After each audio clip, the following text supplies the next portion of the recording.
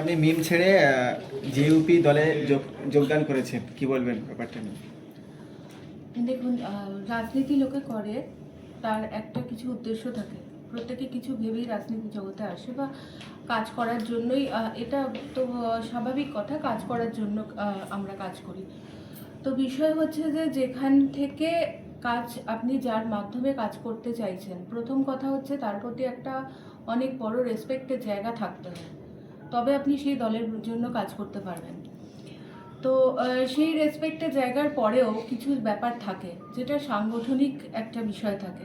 সেই বিষয়ে থাকে এই বিষয়গুলো যে যেখানে আপনি কাজ করছেন, আপনি যদি একজন সামনের সারিতে থাকা ব্যক্তি হন কোনো দলের, তো আপনার পিছনে অনেকজন থাকে যাদের আশা ভরসা আপনাকে কেন্দ্র করে থাকে। তো সেই বিষয়গুলো যখন ফুলফিল করা যায় না কোনো দলের কাছ থেকে, তখন মানুষকে অন্য কিছু ভাবতেই হয়। এবং এরকম কিছু ভেবেই আমরা আজকে আরো অনেকজন আছেন যারা আমরা ভেবেই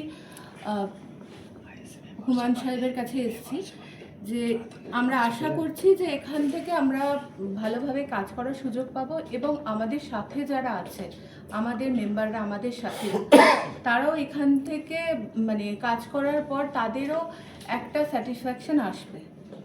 তারাও দলটাকে সম্মান করতে পারবে। আমরা প্রথমে দেখেছিলাম আপনি আইএসএফে ছিলেন, তারপরে মিমে গেলেন, এখন জেইউপিতে জয়েন করেছেন। আইএসএফে ভরসা পাননি, মিমেতেও পাননি, তাহলে কি মনে হচ্ছে যে জেইউপিতে ভরসা পাবেন?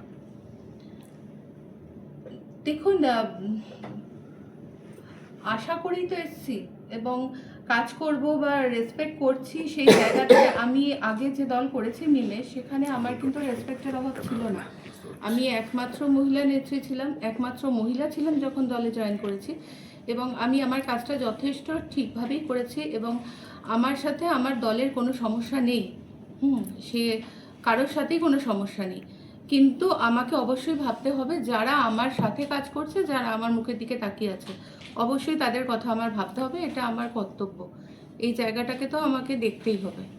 ম্যাডাম, জনতা উন্নয়ন পার্টির প্রতিষ্ঠা দিবসের দিনে সেদিনকে দেখলাম লক্ষ লক্ষ মানুষ বিশাল বড় মাঠেতে এসেছে। সেখানে জাত নেই, ধর্ম নেই, বিভিন্ন স্তরের মানুষ এসেছেন। সেটা দেখে কি বাংলার একটা পরিবর্তনের হাওয়া বইছে?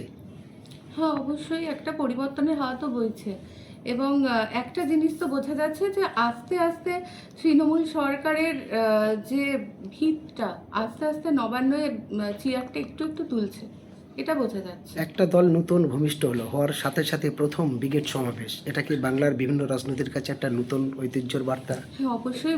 যারা বিরোধী দল আছে না, যে কোনো বিরোধী দল, তো তাদের কাছে এটা একটা ভালো বার্তা, তাদের অন্তত সাহস জোগানোর জন্য একটা অনেক বড় বার্তা এটা। এবার কি বাংলায় আপনাকে নতুন মুখ হিসাবে জনতা উন্নয়ন পার্টির একটা বড় ভূমিকা দেখা যাবে? আমি আমার জায়গা থেকে চেষ্টা করব।